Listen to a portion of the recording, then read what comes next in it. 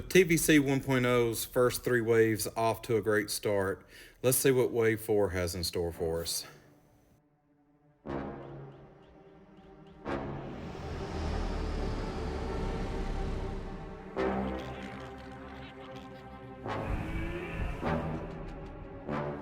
I will not let this republic be split in two. My negotiations will not fail. If they do, there aren't enough Jedi to protect the Republic. We're keepers of the peace, not soldiers. You know I don't like it when you do that. Sorry, Master. I forgot you don't like flying. Well, you've lost him. If you'll excuse me. I hate it when he does that. Anakin, don't do anything without first consulting either myself or the Council. You don't need guidance, Anakin. I see you becoming the greatest of all Jedi. The boy has exceptional skills. His abilities have made him arrogant. Excuse me. I'm in charge of security here, milady. They are using a bounty hunter named Jango Fett to create a clone army. Wait. We must stop them before they're ready. Your clones are very impressive. They'll do their job well.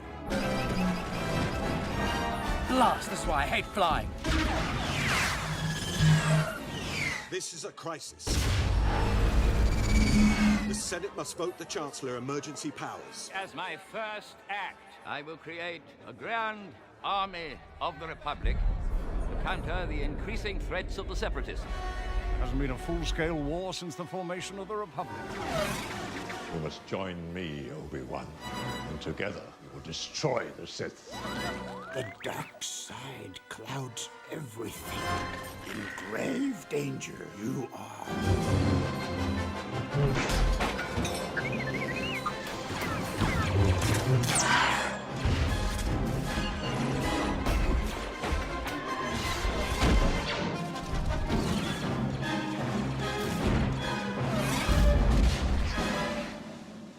Begun this Clone War has.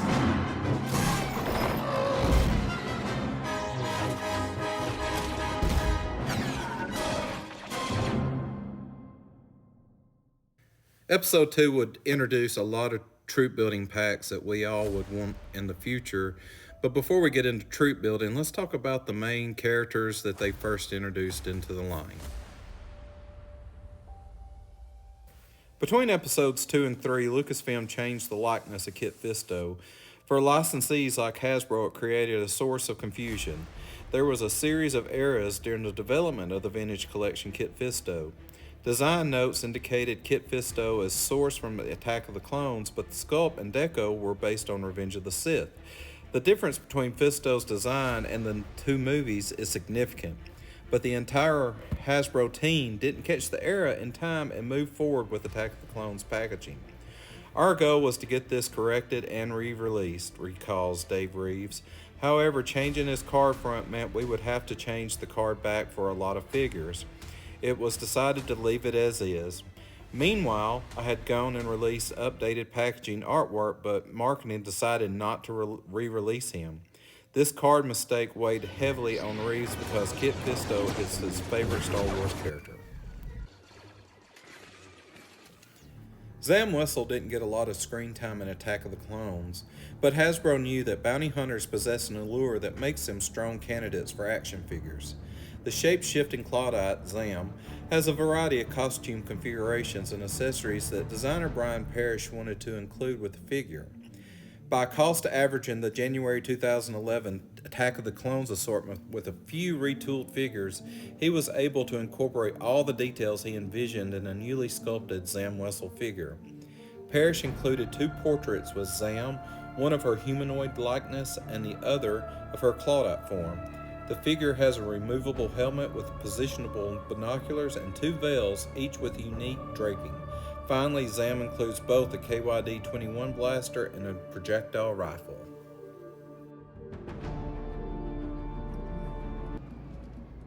I hit the ship, but they used a decoy. We'll have to try something more subtle this time, Sam. My client is getting impatient. Take these. Be careful, they're very poisonous. And Sam, there can be no mistakes this time.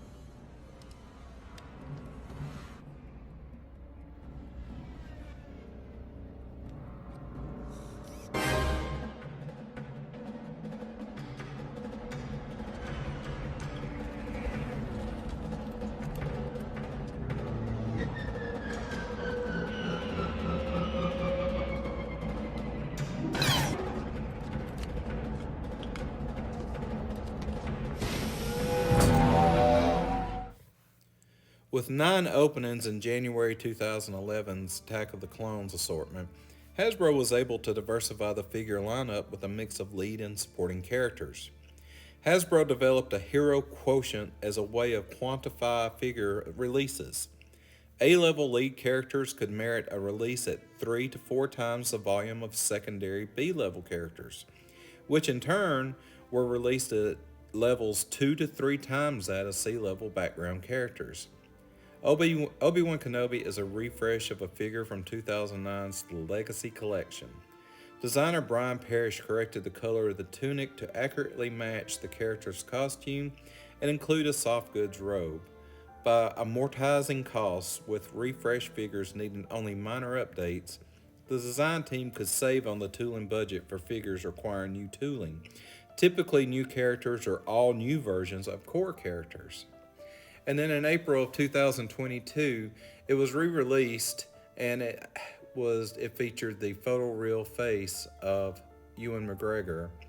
And also, you'll notice with these packages, the originals usually came with the lightsaber across the figure's chest, and in the re-release packaging, you'll notice that they're all along the side of the figure. Traitor.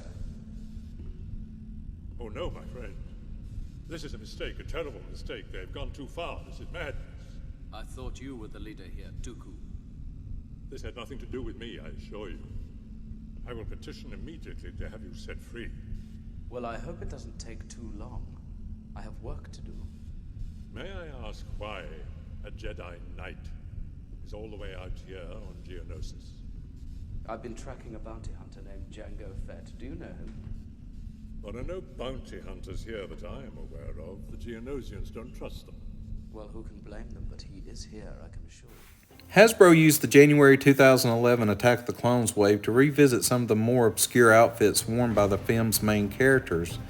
For the line launch of Attack of the Clones in 2002, Hasbro released an Anakin Skywalker Outland peasant disguise figure with a telescoping lightsaber, molded plastic shawl, and magnetic play gimmicks made with kids in mind. The figure is from an important transitional scene literally as Anakin and Padme travel, and figuratively as we start to see Anakin's head and heart. The Hasbro Star Wars team saw the vintage collection as the perfect time for an update. Brian Parrish designed Anakin with a pouting, scowling face. This is purposeful, Daryl DePriest explains. Brian thought that it was a good expression of Anakin's petulant character. Plus, he was amused at the thought that Anakin could never get the coarse, chafing Tatooine sand out of his clothes.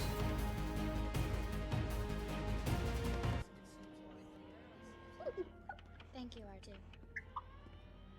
Must be difficult having sworn your love to the Jedi. Not being able to visit the places you like or do the things you like. Or be with the people that I love. Are you allowed to love? Thought that was forbidden for a Jedi. Attachment is forbidden. Possession is forbidden. Compassion, which I would define as unconditional love, is central to a Jedi's life. And so you might say that we are encouraged to love. You've changed so much. You haven't changed a bit. You're exactly the way I remember you in my dreams.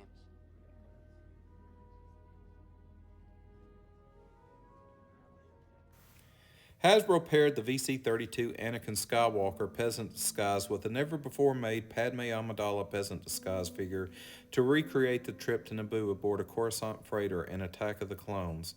It made for great storytelling, says Daryl DePriest. Designer Brian Parrish envisioned a combination of a soft goods cloak and printed textures to bring Padme's costume to life. Typically, soft goods and the degree of deco work required at the factory would make the figure too expensive to produce at the target price. But the production costs were offset by the figure's articulation requirements. Before handing the figure off to Hasbro Far East for production, the Hasbro model shop constructed the figure in-house so the design team could preview the intricate pattern of the dress.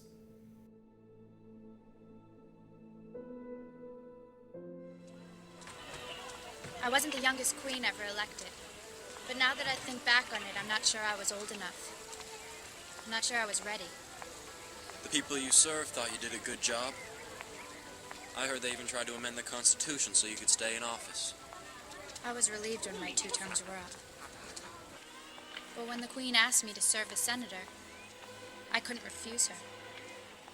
I agree with her. I think the Republic needs you. I'm glad that you chose to serve.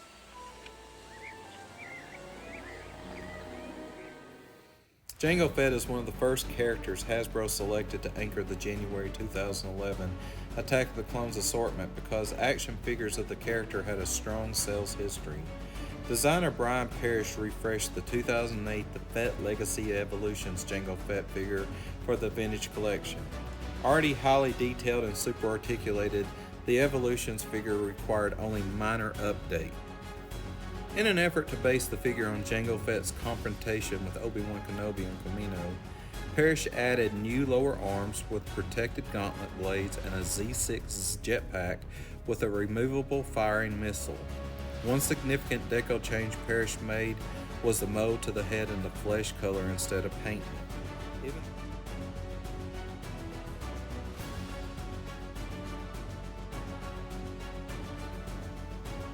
Mace Windu is a refreshed character mostly built from the 2007 30th Anniversary Collection figure.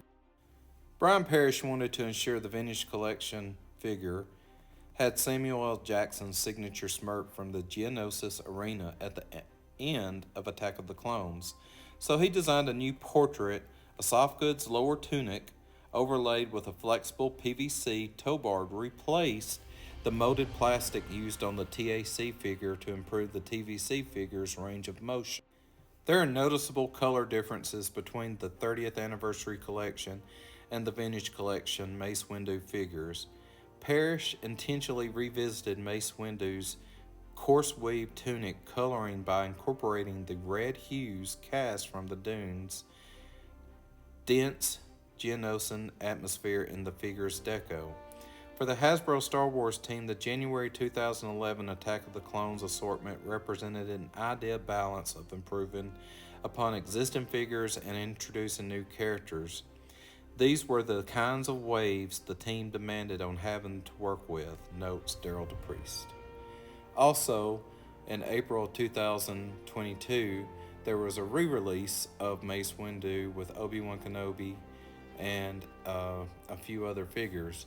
Once again, you'll notice on the re-release, the blade is at the side of him instead of across his chest, and the photo reel has been incorporated into this figure's face as well.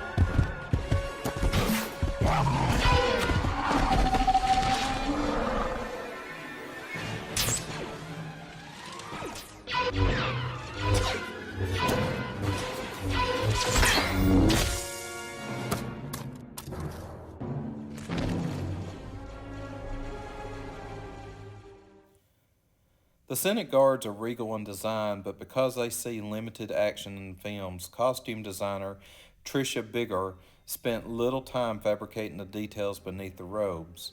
To fill in the blanks, Hasbro used creative interpretations when designing the figure. Designer Brian Parrish relished working on the figure's costumes as it presented a tone-on-tone challenge, which he saw by using 2 different complementary shades of blue. Parrish repurposed the 2005 Revenge of the Sith Royal Guard with a new head and arms. For the legs, he didn't have to reference to work with, so Parrish designed them to make a deliberate connection to the Royal Guards from Return of the Jedi. The figure's packaging consumed an extraordinary amount of time. I couldn't find a good film out, so I took a reference image and merged it with a Coruscant background, explains packaging designer Dave Reese. The marketing team didn't like the composite, so Reeves divulged deeper into the Lucasfilm database before finding a single image that he could use. Running changes to the packaging, like the Senate Guard, are rare. Many teams are involved in supervising the productions of a figure, and such changes consume a lot of internal resources and require high-level approvals. But as you can see, there was two different versions of this one close-up and one far away. And the first iteration was the one where it was close-up, where you could see the guard's face, and then the other one was far off, where it looked more like a helmet instead of being able to see through it. So the blue Senate Guard in Episode 1 we see in Coruscant, and it's very reminiscent to the Red Guards from what we originally know from the original films. They were Coruscant Guards, and so Trish wanted to change it up a little bit, and so they made them blue and made the helmet a little bit different. It had, an opening in the middle, and then it had a plume made out of horsehair.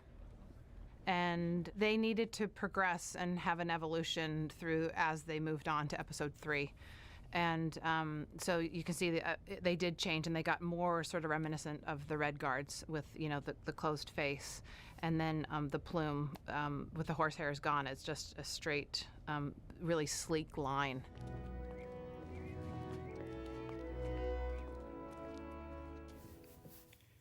When planning the January 2011 Attack of the Clones assortment, Hasbro paired characters as a mean of thematic storytelling.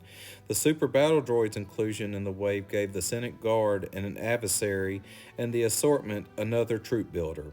Brian Parrish chose to refresh a Super Battle Droid he designed in 2008's 30th Anniversary Collection Battle Pack set for the Vintage Collection. Parrish wasn't happy with the dark deco on the TAC figure and believed with another chance he could correct to get it closer to screen accuracy. In his eagerness to update the Super Battle Droid, Parrish overlooked a version of the figures included in a 2010 Legacy Collection Geonosis Arena Showdown set.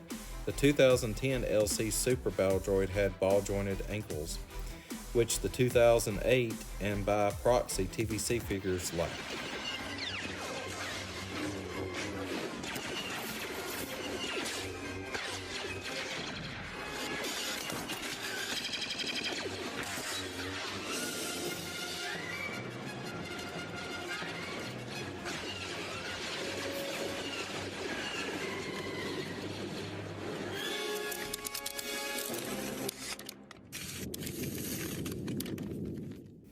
With Wave 4 being prequel-based, there was no original 96 to be released in this wave.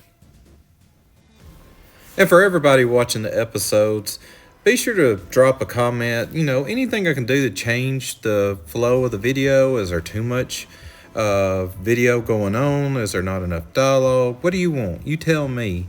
And if you like the video, be sure to like, subscribe, and hit that bell for notifications the next time a video is released. And I'll see you on the next one. Thank you.